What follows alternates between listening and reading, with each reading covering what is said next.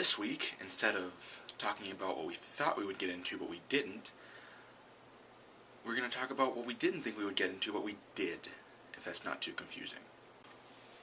One, for me, even though I kind of felt right back out of interest in it, which kind of proves my reasoning here, is Bleach.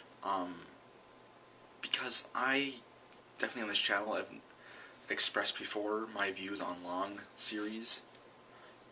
I tend to prefer short series. I don't like the ones that just keep going on, because it's fine if you come up with like a character and like a story and like, okay, here's our little universe and we're gonna tell stories, and you know, it's fun, but I like them to like have their story, like, this is the story we're gonna tell. We know where it's gonna end, we know where it's gonna start, so they kind of know what they're doing in between there.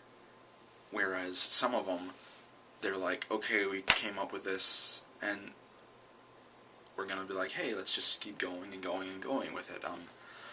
And I think that really hurts the quality. I mean, some of the most popular things that have come out, kind of like the beginning, middle, and end. Like, they know what they're doing the whole time. Everything they do in every episode means something because it's building up to the end. Except for a few that are a little bit fillerish, but they're a lot of times with stuff like that, when they're fillerish, they're doing character development, things like that. Obviously, like, the big three would be the exception to this. Not that I'm saying the exception that I like them, the exception that they're popular. Because I said, like, a lot of the most popular series of, like, all time are short series. Like, the big three being exceptions, but it's also kind of the exception that proves the rule, because they oftentimes end up just being about marketing and getting money.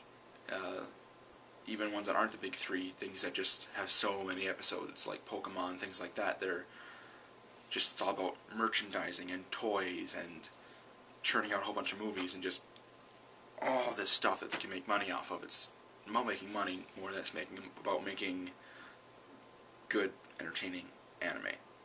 But I got into Bleach. That's what I'm talking about. Yes, I did get into Bleach. I was skeptical. It was a long series. I didn't give it the time of day, but then I gave it a chance, and I was like, hey, this isn't that bad. And then it went on, and like, the first couple arcs kind of tied together, but then it just kind of got loosely tied, and I kind of lost interest. It's going to end soon, so I might end up watching it just to finish, see how they end it. Because they've sort of ended it a few times, and then, something new shows up, and it's like, well, what the heck, you had a pretty good ending there. Oh well. I also originally didn't think I was going to get into Fullmetal Alchemist. This is way back before I really knew anything about it at all, besides turning on the TV when, like, Adult Swim was on, and then that weird anime series with the little boy robot and I know it's not a robot, I know it's a suit of armor, but that's always everyone's first reaction.